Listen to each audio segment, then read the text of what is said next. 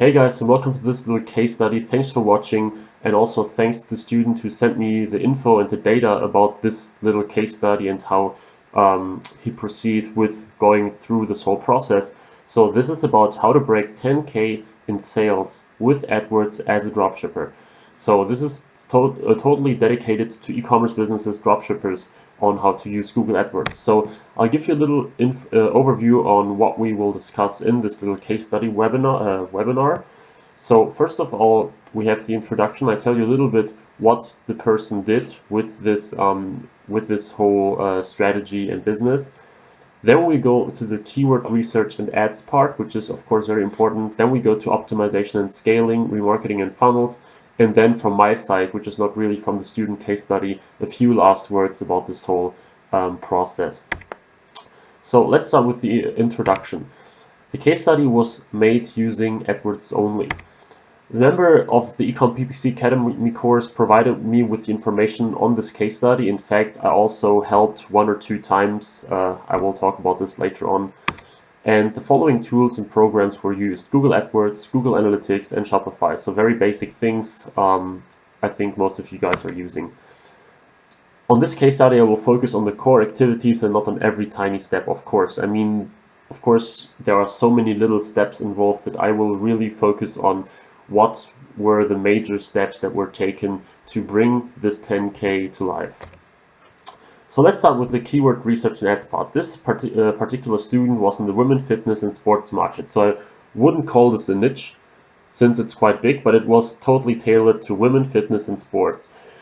It doesn't really matter if you have a general store or a niche store, but I think with a niche store, the advantage is that you can really advertise your products in a very good way by upselling and cross-selling, which is very cool actually. And especially if you are using AdWords, you can group these products and advertise them together. So this is really, really cool. This person was selling internationally with a focus on with the US and Canada. And the price point of the products was like mid. So they started with a very few exceptions. They started at $35. I don't really know what the highest was. I think something like $100. And this is also really important. With AdWords, you can sell products that are cheaper than that, but of course it's easier if you have a little more expensive products. So you don't have to aim for like hundreds, but what you can do is you can use products, and if you market them correctly, if you give customers a very good feeling, if you have support, if you have the website looking good and everything, you can charge a little bit more than dropshippers typically do. So I know that many people stay very low with their prices, but it depends on how well you present the products, whether you can charge a little bit more on these prices. So with the initial keyword list, it was focused on items with search volume of 5,000 to 50,000 a month. This is because if you go for the very, very, very big keywords like 500,000, 1 million a month, it's quite competitive. So typically the keywords with broader reach are more competitive. And there was a focus on items that can be differentiated, like in size, color, design, fit. So the student didn't want to, and this is very, very, very good idea here and very good approach on items that can be differentiated and that are not like commodity-like. You know, there are products that are totally commodity-like, where it doesn't really matter which kind of this product you buy. For example, phone loading cables. I mean, it doesn't really matter which kind of loading cable you buy, they're more or less all the same. And same goes for many dropshipping items, like very basic fidget spinners. No one buys them online nowadays anymore because you can get them on every little shop for $1 or so. So the person used items that can be differentiated at least a little bit, so that he could really show his strength by showing the special products he offered. He started with one campaign at 3 ad groups, 1 ad group per product type. So for example, they had something related to swimwear, and this was then used for an ad group. So 10 to 15 keywords per ad group to keep maximum relevance. So one ad group was something about swimwear. I don't remember what the others were, but one was about swimwear. And then the 10 to 15 keywords were related to this product line, like swimwear for women and swimwear online and things like that. But everything related to this product category. So in the next step, the ads could also be created using this specific targeting. So they had he had two super tailored ads per ad group. And yeah, like I said, the women's swimwear was directly tailored to this product category.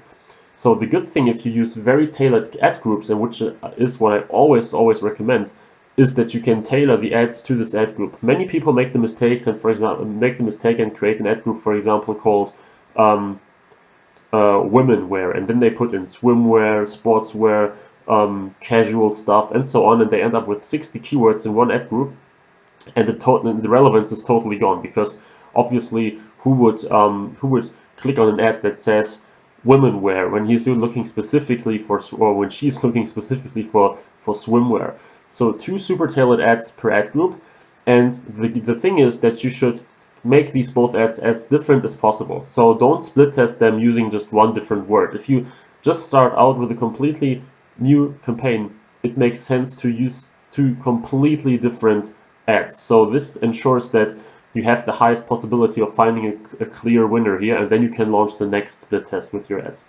And of course, using extensions, tracking templates, all the stuff that are shown in the that is shown in the course, like how to use the extensions, how to use the tracking templates so that you can track all the information in Google Analytics, and some other little tips and best practices, but they are not crucial for this case study here now.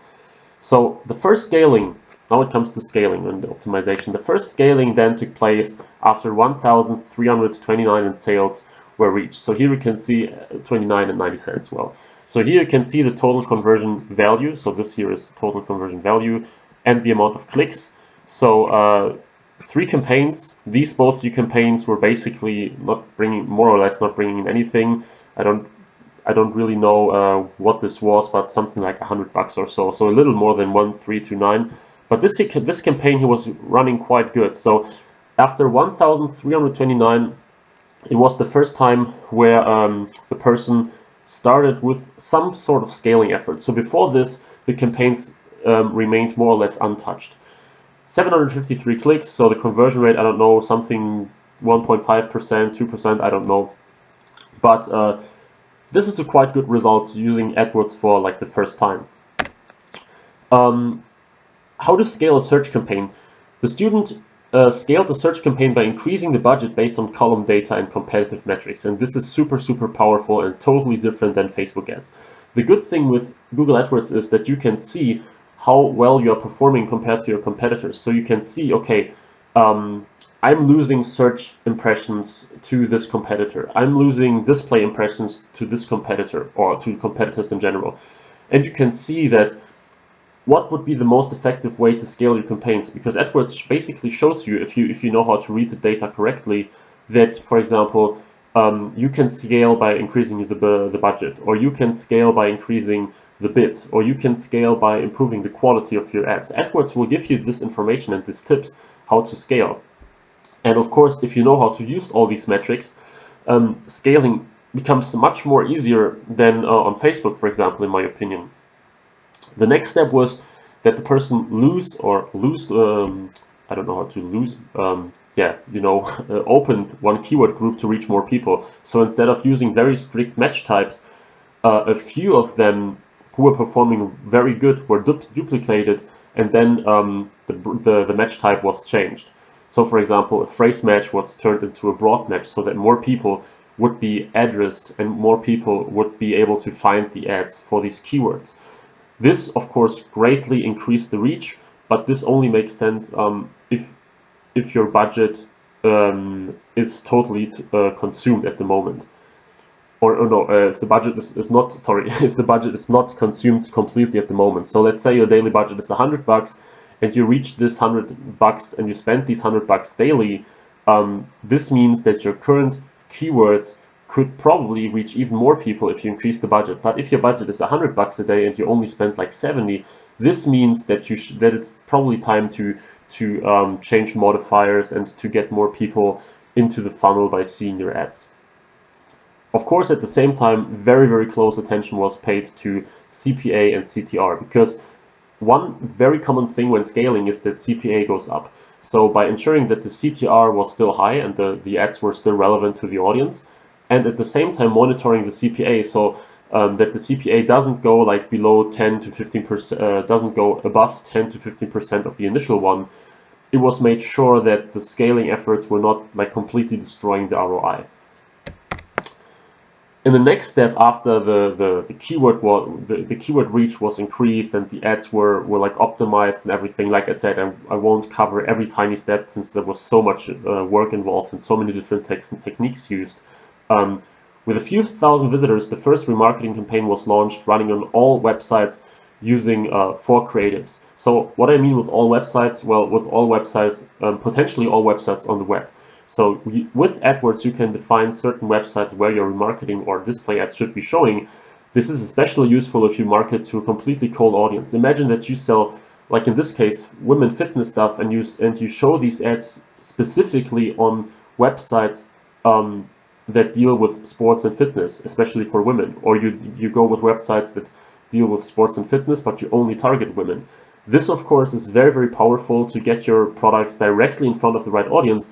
And the good thing here is that you can do this without too much competition, because you have millions of websites to choose from. And if you choose some where the competition isn't that big, but where the niche is very similar to your niche, this, of course, can give you very powerful buyers to your store. RLSA test to capture people searching for products. Again, this is a little advanced technique that allows people to you to actually get people back to your store when they are searching for a product for a keyword that you specified, but they have visited your store before. Imagine that someone entered your store for swimwear and then the person leaves. The next time the person is searching for anything related to swimwear, of course you want to get this person back because the person knows your store, and of course a returning visitor is much more valuable than a new one.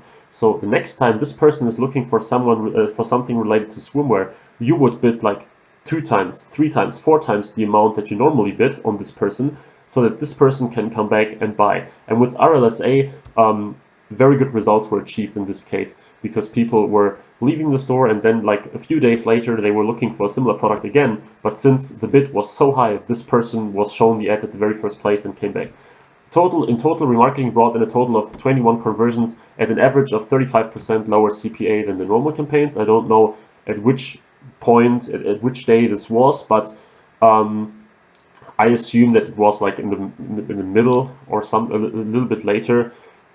Since I said, yeah, well, of course, a few thousand visitors were needed to make use of remarketing campaigns. But like always, remarketing performs very, very good, and 35% lower CPA, of course, is a great achievement here. The results after 10K, after around 10, sorry, not 10 weeks, after around 2 weeks. So total conversion value was $10,329.12 with a total of 4,762 clicks. And of course, great results, absolutely amazing after 2 weeks just starting out from scratch with AdWords.